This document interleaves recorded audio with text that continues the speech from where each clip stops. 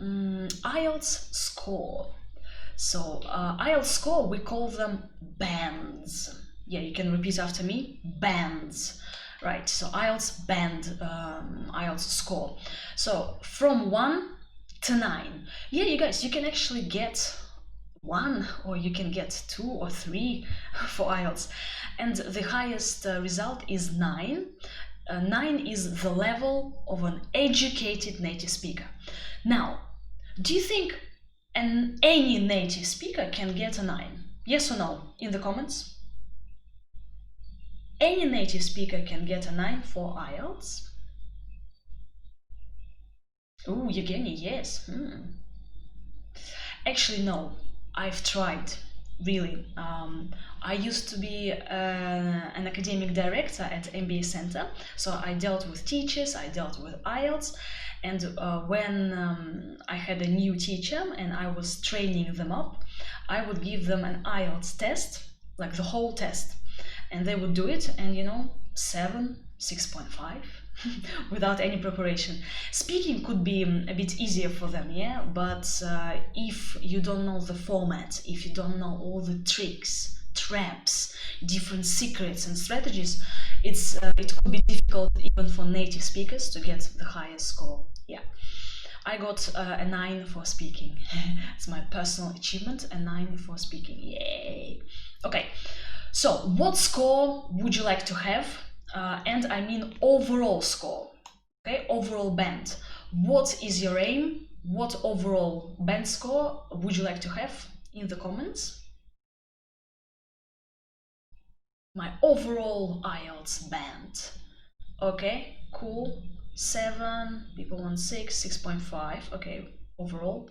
Ooh, Irene is ambitious, 8 or 9. Well done, you. Okay, what do you think on average? What do people get? Like all over the world on average? On average, usually 5. Okay. On average, usually people get this much. Yeah, 6.5, 6. That's like. Oh, we have a question from Ivan. Is it possible to leap from 6 to 7 in the half of the year?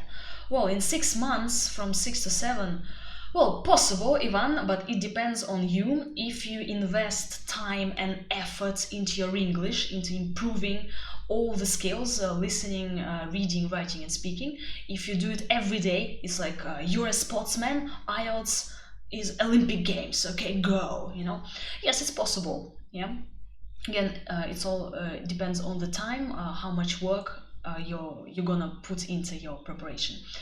So, for universities, usually you need like 6, 6.5, but again, it depends on university. For example, if you are applying for for Cambridge or Oxford or London School of Economics, they will tell you 7.5 or 8. So we have the parts. So for example, if I get 7.0 in listening, 7 for reading, writing, 6.5, speaking 7, the overall band, take a look. So this is how we calculate our overall IELTS score. So 7 plus 7 plus 6.5, 27. And then 27 is divided into 4, yeah, and 6, and it rounds up to the highest figure, which means 7. Ta-da! And my overall band is 7, okay? So, before you start your preparation, you should have a clear idea what overall score you want, overall, yeah, for all the parts, or perhaps you need a certain score for each part of the exam.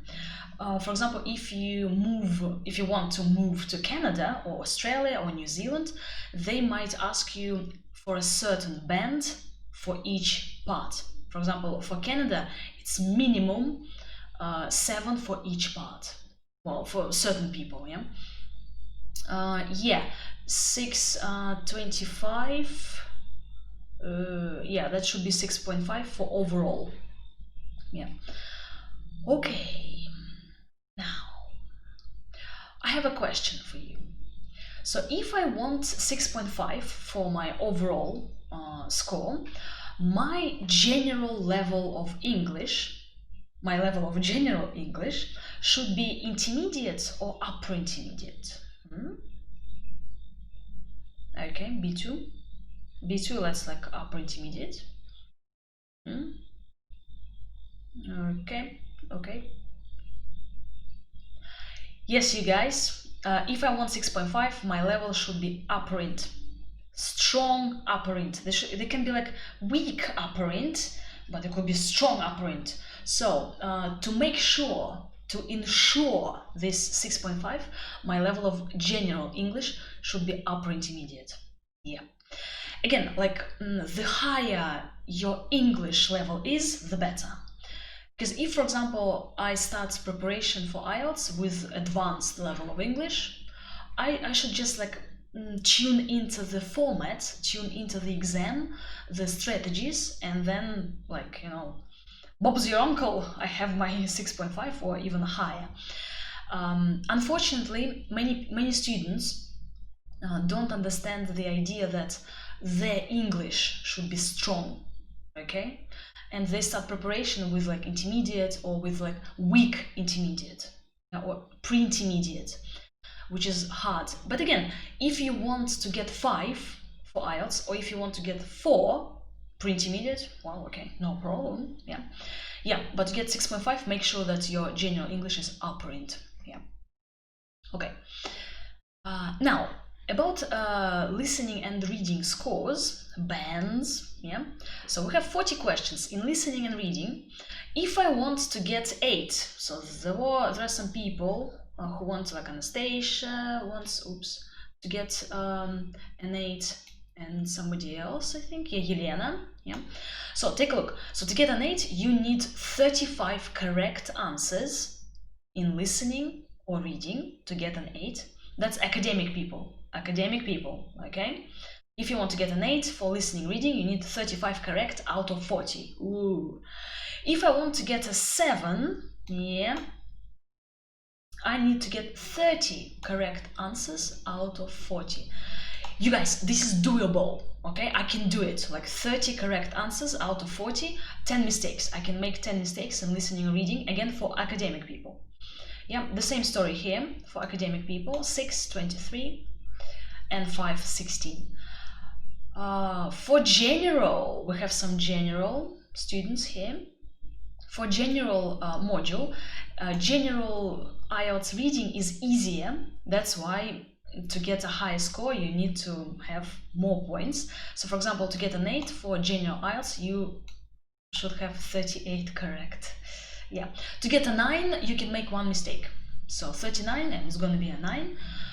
38, that's going to be 8.5. Yeah, I took IELTS twice, and every time I have, 2 mistakes in reading. Yes, no, not given. The last text, this task is like, and I always make 2 mistakes in the reading, and like 1 or 2 mistakes in listening. Yeah, so 8.5 for me.